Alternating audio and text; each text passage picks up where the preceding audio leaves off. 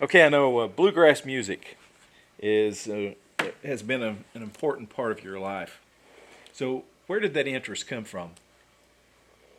When when I was just a young boy, and we would go to Memphis to visit my Carey grandparents, and my grandfather Hugh Carey had an old 1921 Martin guitar, and he'd get it out and we'd play, and I really got to enjoying it. And so came back to Loudon, told my parents I wanted a guitar, and little did I know that this, his father, my great grandfather, Joe Patrick Carey, came over from Ireland during the potato famine, and apparently all four of his sons played stringed instruments. They played mandolins, guitars, banjos, except they weren't playing what we know as bluegrass music here in East Tennessee. They were in West Tennessee playing everything, I guess, from folk to jazz to ragtime, just good old songs like, some of them did pass over into this realm, like Seeing Nellie Home and Aunt Dinah's Quilting Party and stuff like that. So I got it started with my grandfather. When I came back, my mom said they bought me my grandmother bought me an old Sears guitar, probably worth about $20, and she said, "Well, I don't want you boys to just play, learning from your uncles and grandfather and stuff. I want you to get some lessons." So Mr. Webster had been a retired Baptist minister, lived right here on Mulberry Street, and he would do some music lessons. So my brother Sam, his uncle Sam Carey, was one of the mandolin players in that first Irish generation in America, and he had passed on his mandolin to his namesake Sam. So Sam and I went up to Mr. Webster's here on Mulberry Street and took some lessons for about a year or so in guitar and mandolin. I never learned to play, to read music. Never did, never will. And my other brothers, my brother Greer got a banjo and played some. Bart would play around a little bit on a bass or a guitar some, but he preferred the drums. So we just grew up playing music on the porch and around each other. Like I said, and then I went back to Memphis for a family funeral, and Uncle Henry Mullins, been an old Methodist preacher, an old Irishman. He had died. His wife, cousin Bertie Mae, they called her, gave me his fiddle, and so I had to learn to play that. And so that's been many years ago. So for 30 or 40 years, I've sort of split my time between fiddle and guitar, and kick around a little on the mandolin. Sam especially really got good on the bass and still plays some mandolin. So we just learned it through the family, brought it about. We didn't start out with a love of bluegrass because, as I said, the Careys in Memphis weren't playing Bill Monroe kind of music. Loudon's probably maybe one of the most famous musicians was Tom Brantley, that went on to Middle Tennessee and started the Smoky Mountain Fiddlers Convention here, made a name for himself, won the Galax fiddle contest, and played with some pretty big names at one time. Tom and I started playing around on the fiddle about the same time. I'd been playing, guitar ever since I was a little boy, and we challenged each other. Tom practiced 3 hours a day and got good at it. I didn't, but I don't mean to defer to the narrator, the questioner here, the historian, but I would, if you don't play with people, you don't get any better. And Darrell, your father, Joe Tuck, would have those great Sunday afternoon jam sessions with Alan Ryan and Buddy Tuck and Kenny Blankenship, and gosh, lots of great pickers that would come from other towns, and they'd let me just. You'd sort of sidle up to the edge of they'd all be in a circle playing, and Tom Brantley would be there, and I'd take the fiddle and the guitar, and I didn't realize that you sound a lot better when you've got 4 or 5 other people playing around. You don't notice the mistakes, but they would encourage you to play and jump in there and take a break. Don't hang back. Yeah. Take a break, even if it's a bad one. And I got to doing that. Gosh, 40-something years ago, I had come back here, to work at Greer's, and Brother Sam had gotten together with some guys in in Knoxville and started a bluegrass band. One of them, Oscar Tedford's mother, was one of the Harrisons from Loudon. He was born at Loudon Hospital. Okay. And so we sort of had a Loudon, three of us from Loudon, and so they needed, we basically had 5 guitar players, and they needed one guy learned banjo. That's obviously I became the fiddle player, and so being in a band.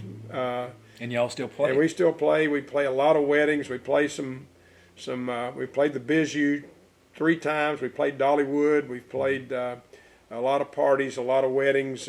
We play at got a couple of places in Knoxville we play twice a year. Did have a regular annual gig, concert we would do at the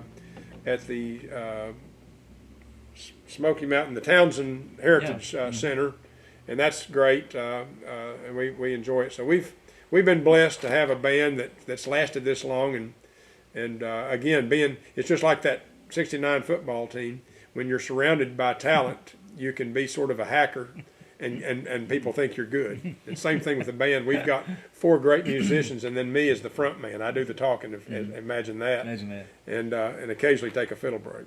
Well, your wife Lisette, she has a very interesting story. She's from Cuba. She does. And tell me about what the circumstances were that her family comes to America. The Lisette's father's family came out of the Basque region of Spain and of course settled in Cuba 100 and something years ago. Her mother was actually from Lebanon, and which is a very different type of culture, but had moved as a little girl to Cuba. So she had somewhat of a, I don't know if it's a pedigree or a cur dog type thing, but that's quite a combination of Cuban and Lebanese. But her father was a successful doctor in Havana. She was one of 11 children, so they had to have more than just even a doctor's income. Her mother started a very successful business there, very successful, and was that Lebanese salesmanship. She was very ambitious and worked very hard, and they raised 11 children and had done pretty well for themselves there in Havana until Castro's revolution basically went against the grain of ambitious people that were trying to save money for a family. Mm-hmm. And so they saw Dr. and Mrs. Perut, P-E-R-I-U-T, that whatever riches, whatever fortune, whatever property they had, it was probably going to be taken away from them, as it was being done to a lot of their friends. They saw the writing on the wall, and right after the Bay of Pigs invasion, when a lot of stuff started going down at that point, it was obvious that coming to America, here the United States had attacked Cuba basically, so Castro was very paranoid about anything to do with the United States. So that's where so many of the Cuban talent and riches was escaping to go to Miami and to go to America. So they put in a lot of defenses against that happening. Lisette's oldest sister's husband had fought against Castro in the revolution. He was arrested and thrown in jail. So the parents didn't want to leave with their oldest daughter and their little grandchild, basically trapped there, could not leave Cuba. But somehow Lisette's mother figured a way to free her son-in-law from prison. So I don't know if she paid off a guard or what, and he just died this past year. He was a very famous writer, author, Carlos Alberto Montaner. So one parent flew over, escaped with 5 of the children, and 3 months later or so, the mother came with the other 6 children. And so they came in shifts. They stayed with uncles and aunts in Miami until the rest of the family got there. But it absolutely marked their lives that you could work that hard, you could do that much, you could raise that many children and struggle to do so, but still have something set aside and have it all taken from you by a communist system that just doesn't believe in the free enterprise system. And it was, I'm sure, a very sad time. Lisette says she remembers, people blowing up, just somebody getting car bombs and blasts and How old was attacks. Lisette when they moved here? She was 6 years old, and that was very difficult as well. If you think about it, she was starting first grade. Well, she couldn't speak or write English, and she had to start first grade. She wouldn't mind me telling you this, but she flunked first grade. Later, that was so important to her, she actually skipped a grade in high school to graduate on time, so to speak, because that meant that much to her that happened. But to this day, I tease her. She can't. Think about it. She never learned to write in Spanish because that wasn't what they taught her in American schools. She never learned to, but she couldn't speak English when she started. Sure. So she was first grade, and they actually came to Murfreesboro because he got a job. Dr. Peruk got a job in the Veterans Hospital, the VA, and worked there before they came on to Etowah and East Tennessee. Who had the greatest impact on your life? Gosh, I didn't know you were going to ask that. Obviously, the easy answer is my parents, and I would say equally. It was equal. They, as far as the, again, just the good habits, I give them all the credit for the good habits that I have, and I don't give them the blame for the bad habits. But they were very different, my parents. My dad's family suffered during the Depression, and he was shaped by that. And whereas my mother, she was fortunate. Her dad was, as I said, general manager of Colonel Bacon's operations and probably made a decent living during those times. And she didn't have to worry about, where the next meal was coming from. But my dad's always been a very frugal, and I guess my mother got along with that because she had learned that discipline from her grandmother and wasn't, didn't take advantage of the things she could have. So they were a good team. They were very quick to punish if you needed it, and they expected me as I guess the biggest thing that they always reminded me was I was the oldest brother. Now, my three younger brothers could start a fight, and I would be the one breaking it up, but I'd still be getting blamed for letting the fight start in the first place. 4 boys fighting, but so they set the bar a little high for me that you've got to be you've got to set an example for your brothers, and so that was pretty good. I think my dad was an Eagle Scout, and he was a Scoutmaster. So all 4 of us boys, we were Eagle Scouts. We all joined the same fraternal organization in college that he had been in. We all, he loves music. Loves sitting around doing songs and stuff, and we all followed in that musical tradition that he got through the Careys. So I guess maybe he's the biggest influence. And he's still living today. He is. And he's 94. 94 years old. 95 in January. Wow. And I would tell you though, unless this is another question coming, Frank Robinson is I guess my legacy might be a storyteller, whether you're talking about tours or the next question was okay. going to Well, be. I'm sorry. That's all right. Jumped ahead. So, what do you want your legacy to be? And here we go. that I was a good storyteller. I've been accused of embellishing stories, and the gift of gab. I think that's the Irish. That's something we Irish are known for, is the gift of gab, and family members on both sides always told stories. And I repeat those stories, and I think that's what you expect, whether it's at Greer's, the stories that go down for 4 generations, whether it's the stories about family that get passed on. But anybody can tell stories about their family and make other people yawn. I relish the stories I've heard from people here in Loudon that tell great stories about things that happened. And if somebody doesn't relate those tales and that information, it'll be lost on the next generation. That's right. So yeah, doing tours is a great way to do it. But I can get information from not just from the old timers, but I can somebody like that's just recently hit the forefront, like Carolyn Ritchie, who decided to write a book about her family's fight to keep their property against TVA on the Little Tennessee River. And I hear her tell these stories. And I said, I'm going to repeat those stories. I get asked to speak to Tellico Village, and that's not her favorite place to speak. So I said, well, Carolyn, can I tell the story that you told me? And she said, absolutely. I hope but you better tell it right, and don't change it just to make those people feel better. Yeah. Well, that's fine.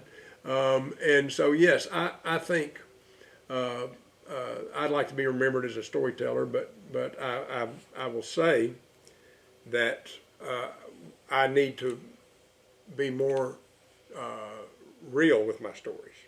And our Loudon County historian has brought me facts and research that I all of a sudden realized I was not relaying the story properly. I didn't have the right date or the right information about Path Killer or when the boundaries were this and that.